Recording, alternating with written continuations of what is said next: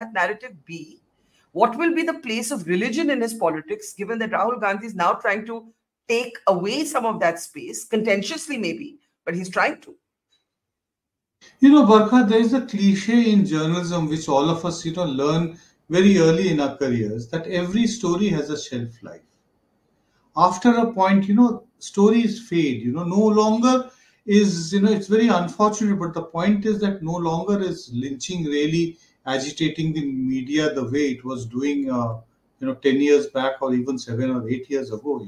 So things keep on changing. There was a time when dowry deaths were considered, a big thing happening in the media, and it was front pages of newspapers in the early 80s. I remember the time, when, your mother was still actively reporting on those at that time, just to kind of a green on into the journalism. Dowry deaths were such a big story. It eventually faded first to third page stories, and then it got pushed away. So Mr. Modi's humble background, that's a reality, but there is only an extent to which it can be milked. It is for him to think what he can do next. Unfortunately, at the moment he is. I don't think if somebody was telling me, I would possibly really deliberate if he's actually acting like one, that he's possibly acting like a wounded tiger, and that is when he can be absolutely dangerous. But dangerous is not something which is going to stabilize his government. His job is to ensure that this government continues and does good work till 2029 to ensure that BJP wins again. That is his. But is that the phrase, the persona you saw in Parliament, in Rajya Sabha and Lok Sabha, is the phrase you'd use, wounded tiger? No, not quite, but he definitely appears to be quite, living in a denial. He does not want to look at that there is a changed political reality. Yes, Mahua Moitra, when she spoke in Lok Sabha, she did say certain things which really would have hurt the BJP. That those who, really pioneered, her expulsion from the house, lost the elections. Out of the number of ministers, I think only one minister has got, only one member of the committee has got re-elected. So it would not be very pleasing to see Rahul Gandhi as the leader of opposition. The fact that they had to sit in rapt attention through his speech, wouldn't have really pleased. The fact that the debate took place means that there was some kind of backroom talk. Otherwise, it wouldn't have taken after Friday's, hot heated exchanges in Parliament. So you can't keep on going halfway up the tree. If you actually are having some kind of a backroom negotiation where you ensure that let's have the debate fully, then you go the full hog. You can't, halfway say, make concessions.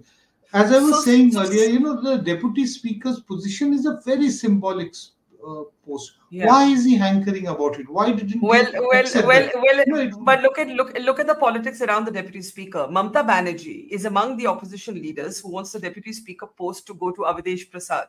Avadhesh Prasad is the Samajwadi Party leader who wins from Ayodhya, defeating the BJP. The BJP is never going to agree to that, I think.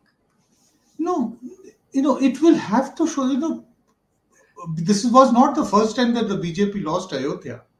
And it was not he did not lose Ayodhya because of rejection of Ram. But the BJP hasn't lost Ayodhya while Modi has been Prime Minister. No, not while Modi has been Prime Minister, but there is a history that constituency has a separate character. There are very significant, important caste issues which actually play up, and I think it was the brilliant strategy on part of the Samajwadi Party to pick up a Dalit candidate from Ayodhya, that to a Parsi, who's a very high numerical presence in the constituency. So the other interesting thing that's happened is that a day after the Lok Sabha debate, unsourced footage shared by sections of the media, clearly leaked by somebody, and we have those videos if we can move to them. Nobody knows who has shot these videos. There's a series of them. They seem to have been shot on a mobile phone inside the house. And they've been leaked, obviously, to make the political point that Rahul Gandhi is encouraging the opposition MPs to sloganeer during the Prime Minister's speech. But question one, why didn't the Sunset TV broadcast these? They clearly are not on the Sunset TV cameras. They've been shot by somebody else. Now they're in the public domain. Maybe the BJP is calculating that this will hurt the Congress. There's also another video. I don't know if we can play that one, if we can move to that one, where the Prime Minister is seen offering a glass of water. Could we please come out of these and move to that? There's another video, Nilanjan, where the Prime Minister is seen offering a glass of water to an opposition member of parliament who's standing right in front of him at the well shouting. And the BJP is obviously making much of the fact that look at how gracious the Prime Minister is. Now, when you look at these leaked videos, this new mysterious footage, what do you make of it? I think that this is basically everybody's playing to their own gallery. It is not going to win Mr. Modi new supporters. It's actually just going to be circulated within their own supporters, within their own social media groups. It will be great footage. It actually shows that the opposition leader, I think one of the Manipur MPs, drinks a glass of water, turns around and starts shouting again. So, yeah, fine, fair enough.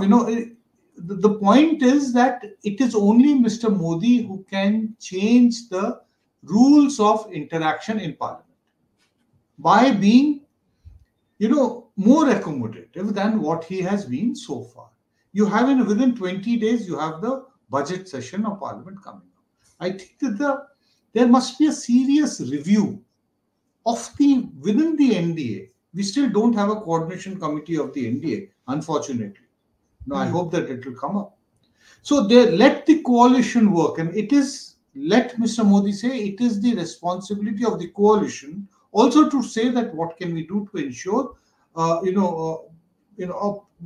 fairly reasonable parliamentary debate and no heckling, no boisterous disturbances.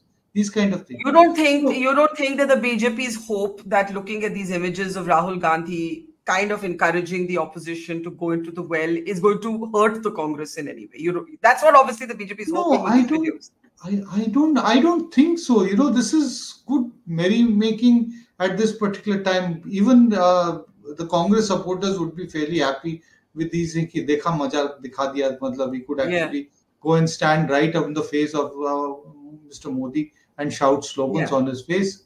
And the speaker did not have the courage to expel us. If it had been the 17th Lok Sabha, by now 234 MPs would have been disqualified, provided the BJP had 634. Now you mentioned the Manipur MP who takes the glass of water, drinks it, and returns to shouting slogans. Now the Prime Minister. I think it was a Manipur MP. I'm not sure. Can we play that video again? I think we have that video, but you can't actually tell if it's. Could you play it, please, guys? Could you play it? Yeah, there it is. So he first, I don't know if it is because he offers it first to somebody else. That person declines, and the person next to him then takes the glass of water. But obviously, the BJP through this video is trying to make the point that look at how gracious the Prime Minister is, that even while these opposition members of Parliament were shouting slogans against him, he interrupted his own speech and offered a glass of water. And the MP then puts it in front of the Prime Minister's table and goes back to shouting slogans. Now, what do you make of this moment? I don't know if the person is from Manipur or not. I can't actually identify. No, I can't make out, Yeah. In fact, this is the first time I'm actually seeing this visual, really. I wouldn't be able to say, that it appears, there's a far bigger crowd than what I actually presumed that there was. I thought that maybe 4 or 5 people were there standing in front of. So that's what I want to ask you before I come to Manipur. That for the Prime Minister, who is used to, as you said, clear majority, to be surrounded in the House just in front of him by MPs shouting slogans against him so loudly throughout his 2.5 hours that in the beginning he had to, he had to raise his voice to be heard above the din. Psychologically, what do you think Mr. Modi is feeling at that moment? Yeah, it would have made him very angry. He would have been, his blood would have been boiling at that time, because this is something that has not even happened in Gujarat. Even during 2002, I don't remember reading about such boisterous, heckling going on in the Vidhan Sabha. Mr. Modi hardly ran the Vidhan Sabha. It had one of the least, days of functioning in any case. So, it would definitely not have been a very pleasant thing, and I think it would have taken, to be fair, it would have taken a great effort for him to have actually spoken and finally delivered the entire speech and being able to maintain a balance. Given his speech also, I think that he was not fully in control of what he was trying to say, because it was disturbing. If that disturbances would have not been there, I think his speech would have been of a different character. There would have been many other things which he was saying. It was Yeah. a lot of anger that was with what was happening in front of him was coming out through his in his speech.